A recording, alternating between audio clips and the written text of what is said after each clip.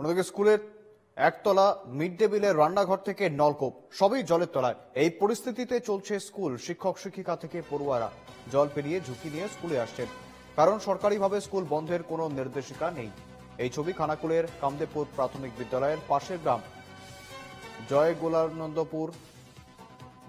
গোটা এলাকার জলমগ্ন হয়ে গিয়েছে এবং সেই কারণে সেখানকার স্কুল বন্ধ, পঠন পাঠন। স্কুলে আশ্রয় নিয়েছেন বন্যা দুর্গত পরিবারগুলি। তবে স্কুল ছুটির কোনো সরকারি অর্ডার না থাকায় শিক্ষকরা নিয়মিত এসে স্কুল খুলছেন অতিবৃষ্টি ও ডিভিসির ছাড়া জলে।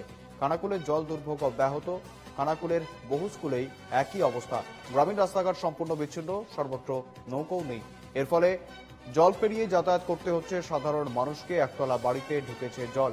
বাধ্য হয়ে ঘরের জিনিসপত্র ছাদে তুলে ত্রিপল খাটিয়ে রাখতে হচ্ছে।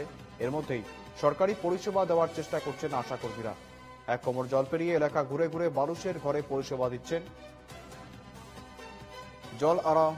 জল আরো বাড়লে তখনও নৌকোয় করে পরিষেবা দিতে হবে, এমনই দাবি আশাকর্মীদের।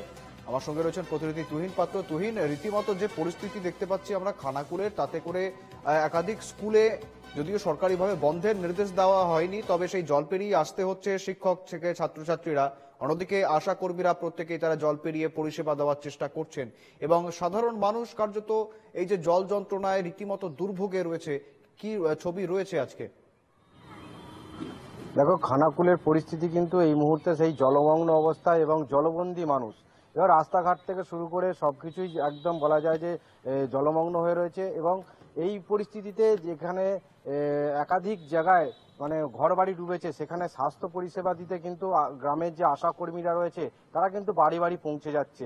এবং তাদের যেটা অভিযোগ যে অনেক ক্ষেত্রে সমস্যা দেখা দিচ্ছে, কারণ যেসব জায়গাগুলো জল বেশি রয়েছে সেখানে পৌঁছাতে অসুবিধা হচ্ছে, কারণ নৌকার পর্যাপ্ত সেভাবে ব্যবস্থা নেই, কারণ সব জায়গায় পৌঁছানোর জন্য নৌকা সেভাবে নেই, যার কারণেই কিন্তু পৌঁছাতে পারছে না। এবং গ্রামের রাস্তাতে এতটাই জল, কোথাও হাঁটু সমান, কোথাও কোমর সমান এবং গলা পর্যন্ত জল, সেই জল পেরিয়ে যেতে হচ্ছে। পাশাপাশি যে গ্রামের স্কুলগুলো রয়েছে, যেমন খানাকুলের কামদেবপুর যে গ্রাম রয়েছে, সেই গ্রামে প্রাইমারি স্কুলে সম্পূর্ণ নিচেতলার ক্লাসে যে ক্লাসরুমে জলমগ্ন হয়ে গেছে। মিড ডে মিলের যে রুম, সেখানেতে মিড ডে মিল বন্ধ হয়ে রয়েছে এবং শিক্ষকরা যেটা জানাচ্ছে যে তাদের স্কুল বন্ধের কোনো নির্দেশ নেই সরকারিভাবে, যার কারণেই তারা স্কুলে এই ঝুঁকি নিয়ে আসছে। এবং ছাত্রছাত্রীরাও পাশাপাশি যারা রয়েছে তারা কিন্তু আসছে এবং অভিভাবকরা পাশাপাশি জানাচ্ছে যে এই জল যন্ত্রণার দুর্ভোগ তারা অনেক দিন থেকেই করছে, কারণ পড়াশোনার যাতে করে ক্ষতি না হয় তার কারণেই কিন্তু।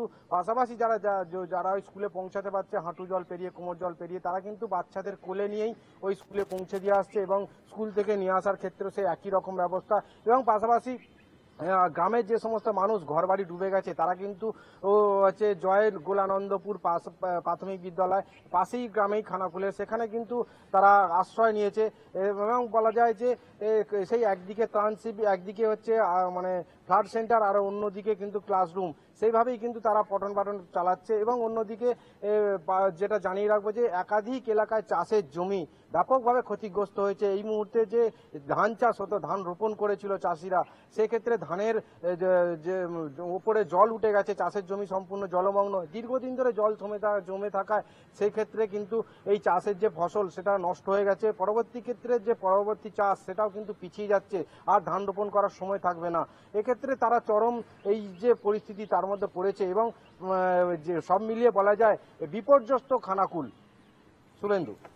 একেবারেই তুহিন, ধন্যবাদ তোমায়। অন্যদিকে ঠিক কি জানাচ্ছেন স্কুলের শিক্ষক থেকে শুরু করে বিডিও, শুনবো।